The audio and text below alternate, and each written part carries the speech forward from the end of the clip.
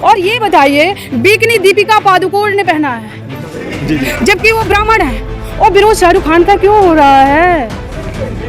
मैं तो उन लोगों से पूछती हूँ कि भाई ये पोथी पत्रे वाले मेरे सज्जनों, मेरे भाई हो, मेरे बहन हो, तो तुम लोगों को दीपिका से सवाल करना चाहिए ना कि पठान का बायकॉट करना चाहिए। अरे शर्म आनी चाहिए बेशर्मो कि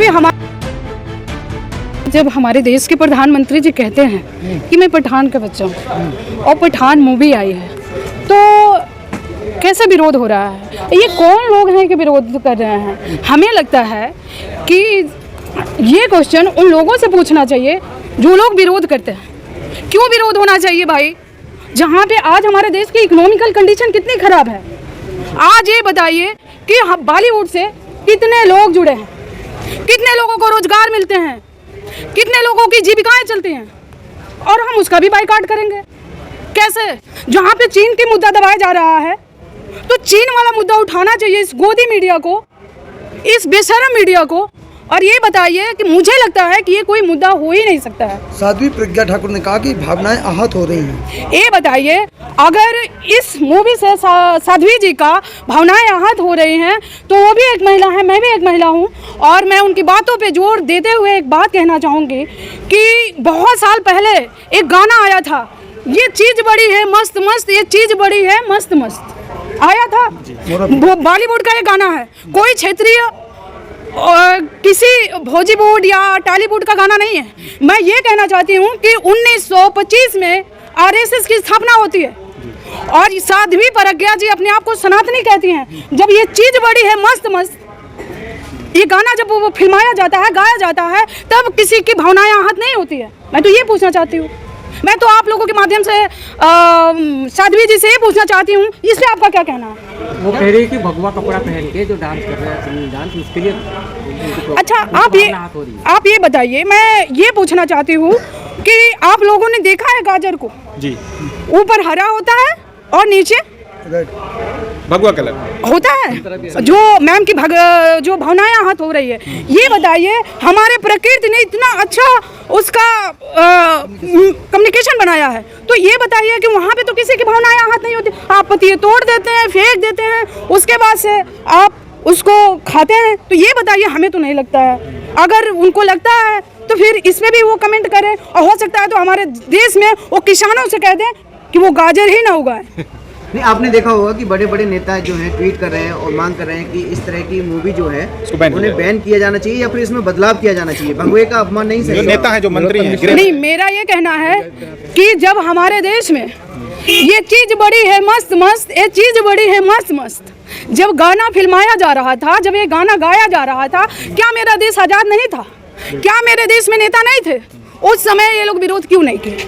आज भावनाएं आहत हो रही हैं, उस समय क्या इनकी भावनाएं मर गई थी?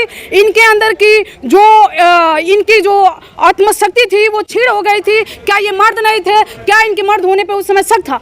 मैं ये कहना चाहती हूँ।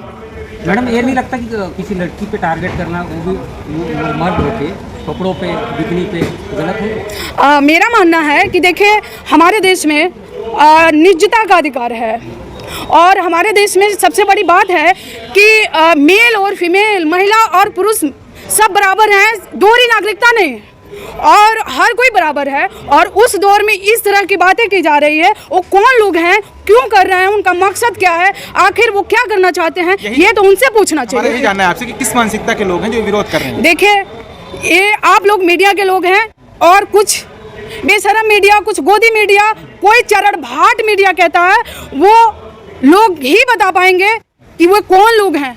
लेकिन मुझे लगता है कि हमारे देश में कहा जा रहा है कि आरएसएस से जुड़े हुए, आरएसएस की विचारधारा, आइडियोलॉजी से जुड़े हुए लोग हैं। मेरा मानना है कि अगर आरएसएस से जुड़े हुए लोग हैं, तो उनकी मानसिकता क्या है, वो क्या चाहते हैं, आज़ाद देश, हमारे देश को क्या किस तरफ मोड़ना चाहते हैं, कैसा चाहते हैं। लगा रहे हैं कि जानबूझ के भगवा को मतलब बदनाम करने की साजिश की, मतलब इस तरह का अपमान किया गया और बेशरम रंग नाम दिया गया। मेरा यही कहना है, मैं कितनी बार रिपीट करूं, कि जब हमारा देश आज़ाद हुआ, उससे पहले कि आरएसएस का संस्था बना हुआ है, तो उस समय वो गाना था, ये चीज़ बड़ी है मस्त मस्त, उस समय आरएसएस के लोग कहाँ थे? उस समय सवाल क्यों नहीं पूछा? बाबा रामदेव जी का भी जो योग गुरु है, उनका भी एक स्टेटमेंट है, इसको जोड़ा जा रहा है, जिसपे उन्होंने कहा है कि महिलाओं को हमें तो बिना कपड़ों की भी अच्छी लगती हैं। बिना कपड़ों की महिलाएं अच्छी लगती हैं, बाबा रामदेव ने कहा। मेरा मानना है कि ये बाबा रामदेव की बात होगी और ये क्या उनमें अच्छा लगता है मैं तो नहीं बता सकती हूँ, बाबा रामदेव ही बताएंगे कि उनको क्या अच्छा लगता है। उनका विरोध नहीं हो रहा है, उनका विरोध नहीं कर रहे हैं। मेरा मानना है कि कौन लोग हैं कि उनका सपोर्ट कर रहे हैं और कौन लोग होंगे ऐसे जो उनका विरोध करेंगे। वही मैडम जो स्मृति ईरानी भी फेमिना की मिस इंडिया तक पहुंची थी, वो भी भगवा पहनी हुई थी। इसके बाद अभी कई सारे इससे पहले भी मतलब भगवा पहना गया है कई गाने गानों में अक्षय कुमार के। मुझे लगता है कि अगर मिस स्मृति ईरानी जी की बात आ रही है तो मैं ये कहना चाहूँगी कि उनसे बेहतर अनुभव किसी के पास नहीं होगा, क्योंकि वो सीरियल से भी रह चुकी हैं और इस समय मिनिस्टर भी हैं। तो उनसे अगर ये सवाल किया जाए तो वो ज़्यादा बेहतर होगा और ज़्यादा वो अपनी बात अच्छे से रख पाएंगे कि क्यों हो रहा है। धर्म तो लेकर नहीं, तो इसमें विरोध शाहरुख खान नाम है इस वजह से विरोध हो रहा है, आपको क्या लगता है? आप ये बताइए कि हम अगर कह दें कि वो शाहरुख है और वो संजय है, हम इनका विरोध करेंगे। हम किस बात पे विरोध करेंगे? हमें ये लगता है कि हिंदी हमारी मौसी अम्मा है तो उर्दू हमारी मौसी है। मैं उस राज्य से आती हूँ, हमारे राज्य में 2 भाषाएं हैं, हिंदी और उर्दू। तो भाई हमें तो नहीं लगता, जिनको लगता है उनसे क्वेश्चन करना चाहिए, क्योंकि आज़ादी जब हमारे देश में आज़ाद नहीं मिली थी, जब लड़ाई लड़ी जा रही थी, तो उस समय कौन कौन लोग थे जो लड़ रहे थे? उस समय तो ऐसा नहीं था, तो अब क्यों है मुझे नहीं लगता। क्या आपको नहीं लगता कि SC ST OBC और माइनॉरिटी मुसलमानों को खास तौर से जो अपन समाज है, जो सवर्ण समाज, उनकी तरफ से टारगेट किया जा रहा है हिंदुओं की तरफ से?